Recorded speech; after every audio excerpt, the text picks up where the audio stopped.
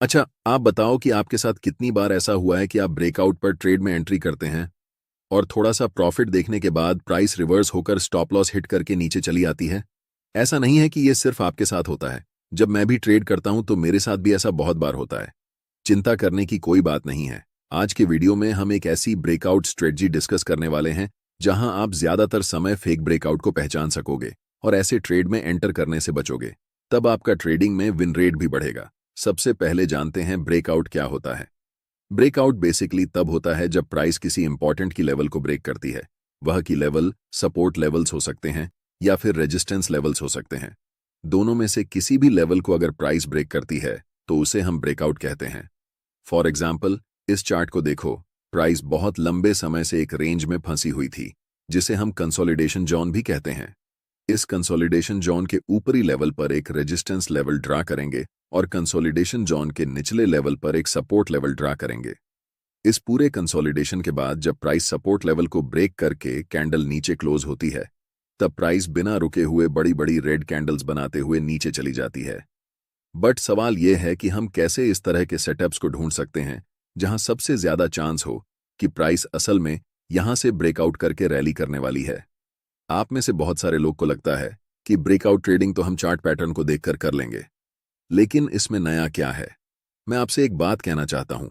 जब आप chart pattern को पढ़ते हैं, चाहे वे आप किताब में पढ़ रहे हों या किसी के वीडियो लेक्चर देख रहे हों, आपको सिर्फ बता दिया जाता है कि ये फॉलिंग वेज है, ये बुलिश रेक्टेंगल है, ये बियरिश रेक्टेंगल है, या फिर ये राइजिंग वेज है, फ्लैग पैटर्न है, बियरिश पेनेंट है। आपको ऐसे पैटर्न्स के नाम और कहां पर एंट्री करनी है, कहां पर एग्जिट करनी है और टारगेट बता दिया जाता है। लेकिन क्या वाकई में ऐसे ही पैटर्न्स चार्ट पर बनते हैं? इसका जवाब है नहीं। यह सारे चार्ट पैटर्न्स थियोरेटिकल हैं, आपको समझाने के लिए। लेकिन जब आप चार्ट पर इन पैटर्न्स को ट्रेड करेंगे तो आपको परफेक्ट पैटर्न्स चार्ट पर नहीं दिखेंगे। फॉर एग्जाम्पल, ये टाटा मोटर का 1 डे टाइम फ्रेम में चार्ट है। आप देख सकते हैं कि यहां पर किस तरह से चार्ट पैटर्न्स बने हुए हैं। और अगर आप ऐसे चार्ट पैटर्न्स को चार्ट्स पर देखोगे तो आपको लगेगा ही नहीं कि यह वही चार्ट पैटर्न है। किसी चार्ट पैटर्न का नाम याद रखने से और उसे ट्रेड करने से आपको प्रॉफिट नहीं होगा। सबसे पहले आपको ब्रेकआउट ट्रेडिंग के कॉन्सेप्ट को जानना होगा। मैं आपको बताना चाहता हूं कि मैंने कभी भी चार्ट पैटर्न्स को रिमेंबर करने की कोशिश नहीं की है। ऐसा इसलिए क्योंकि मुझे शुरुआती दौर में ही ब्रेकआउट ट्रेडिंग कॉन्सेप्ट के पीछे की साइकोलॉजी और रीजन पता थे। अगर आपको भी वह पता चल जाए तो आपको चार्ट्स पर परफेक्ट चार्ट पैटर्न्स ढूंढने की जरूरत नहीं पड़ेगी। सिंपल सा कॉन्सेप्ट है कि ब्रेकआउट होने से पहले मार्केट कंसोलिडेशन फेज में होना चाहिए, और जितना ज्यादा कंसोलिडेशन होगा उतना ज्यादा पावरफुल ब्रेकआउट होगा। बस यही सिंपल सा फंडा है, और यही कारण है कि मैं मार्केट में प्रॉफिट बनाता हूं और ज्यादातर ट्रेडर्स जो चार्ट पैटर्न्स को ट्रेड करते हैं लॉस करते हैं। इसीलिए चार्ट पैटर्न को याद मत करो। उसके बदले में जब भी आप चार्ट्स को एनालाइज करते समय प्राइस की कंसोलिडेशन देखो तो उस कंसोलिडेशन जोन के ऊपर और नीचे की लेवल्स को ड्रा करो। फॉर एग्जाम्पल, यहां पर प्राइस अब ट्रेंड में है तो यहां पर हम हायर लो और हायर हाई पॉइंट्स पर लाइंस को ड्रा करेंगे, और तब आपको ब्रेकआउट को ट्रेड करना है। अब लाइंस ड्रा करने के बाद आपके मन में एक सवाल आएगा कि अब प्राइस यहां से ऊपर की तरफ ब्रेकआउट करने वाली है या फिर नीचे की तरफ ब्रेकआउट करने वाली है।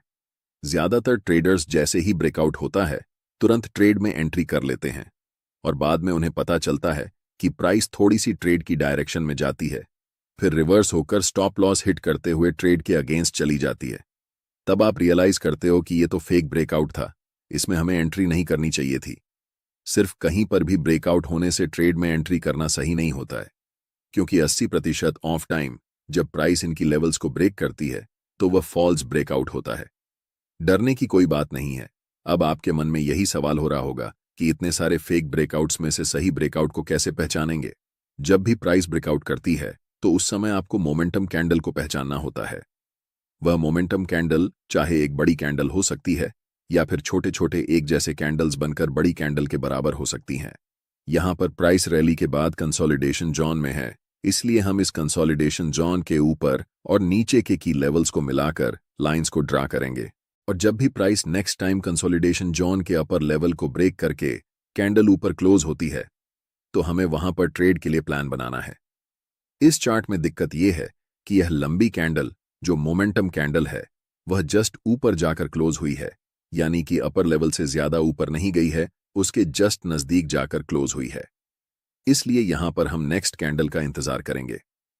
अगर वह नेक्स्ट कैंडल बुलिश हो जाती है तो हमारे लिए यह एक परफेक्ट एंट्री सेटअप रहेगा। अब यहां पर सिर्फ 3 पॉसिबिलिटी हैं।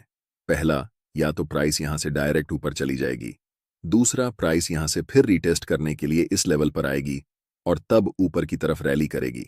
और तीसरा, कि प्राइस डायरेक्ट यहां से नीचे की तरफ आती है और हमारा स्टॉप लॉस हिट हो जाता है। लेकिन अगर हम मोमेंटम कैंडल पर ही एंट्री कर लेते हैं तो हम 2 सिनेरियो में प्रॉफिट बनाएंगे। या तो प्राइस अगर यहीं से ऊपर चली जाए तो भी हम प्रॉफिट बनाएंगे। अगर प्राइस रिसेट के लिए इस लेवल पर आए और उसके बाद रैली करे तो भी प्रॉफिट बनाएंगे। और इन दे केस अगर प्राइस डायरेक्ट नीचे चली जाए तो स्टॉप लॉस हिट हो जाएगी। लेकिन हमारे पास 3 प्रोबेबिलिटी हैं, जिसमें से 2 बार चांस होंगे कि हम प्रॉफिट बना सकते हैं। और जब ब्रेकआउट के समय मोमेंटम कैंडल बनती है तो ज्यादातर चांसेस होते हैं कि प्राइस यहां से डायरेक्ट ऊपर की तरफ निकल जाएगी। यहां पर ब्रेकआउट कैंडल मोमेंटम कैंडल है, लेकिन यह कैंडल रेजिस्टेंस लेवल के ठीक ऊपर जाकर क्लोज हुई है। अगर थोड़ी और ऊपर जाकर क्लोज होती तो हम इसी कैंडल पर ट्रेड में एंट्री करते। लेकिन यहां पर हमें नेक्स्ट कैंडल का वेट करना है। मोमेंटम कैंडल के बाद जैसे ही नेक्स्ट कैंडल फॉर्म होती है और ये ग्रीन क्लोज होती है, तब हम मार्केट में बाय पोजीशन के लिए एंट्री लेंगे। एक इंपॉर्टेंट बात यह है कि जब मैं इस लाइन को कंसोलिडेशन जोन के ऊपर और नीचे ड्रॉ कर रहा था, मैंने आपको इस चार्ट पैटर्न का नाम नहीं बताया, क्योंकि चार्ट पैटर्न के नाम में कुछ नहीं रखा। ब्रेकआउट का फंडा यही है कि पहले कंसोलिडेशन होना चाहिए और उसके बाद ब्रेकआउट। जब कोई मोमेंटम कैंडल ब्रेकआउट के दौरान बनती है तब हम ट्रेड में एंट्री करेंगे। अब जानते हैं कि जब हम इस ट्रेड में एंट्री करेंगे तो हम कैसे टारगेट और स्टॉप लॉस लेंगे। स्टॉप लॉस के लिए जो ब्रेकआउट कैंडल है उसकी लो को हम स्टॉप लॉस रखेंगे। टारगेट हम फिक्स मोड में नहीं रखेंगे, जैसे 1-2 या 1-3। ये करना हमारे हिसाब से प्रॉफिट पोटेंशियल को रोकने जैसा है। इसलिए हम यहां 9 EMI का इस्तेमाल करेंगे, जिससे हम लंबे ट्रेड को राइड करके सिंगल ट्रेड में बढ़ा प्रॉफिट कमा सकें। जैसे ही प्राइस 1 से 2 का टारगेट अचीव हो जाए तो हम स्टॉप लॉस को एंट्री पॉइंट पर लेकर आएंगे, जिससे हमारा रिस्क 0 हो जाएगा और हम ट्रेड को राइड करके प्रॉफिट को एंजॉय करेंगे। और यहां पर हमें देखने को मिल रहा है कि प्राइस 9 EMI के नीचे कैंडल क्लोज कर चुकी है, इसलिए हम यहां से ट्रेड से एग्जिट हो जाएंगे। अगर मैं इस ट्रेड में रिटेस्ट का इंतजार करता तो ये ट्रेड मिस हो जाता। बहुत से ट्रेडर्स रिटेस्ट का इंतजार करते हैं, जो कि मेरे हिसाब से एक लॉस का सौदा है, क्योंकि ज्यादातर टाइम जब मोमेंटम कैंडल ब्रेकआउट करती है तो प्राइस रिटेस्ट के लिए वापस नहीं आती। ऐसे ट्रेड में हमें बड़े बड़े प्रॉफिट देखने को मिलते हैं।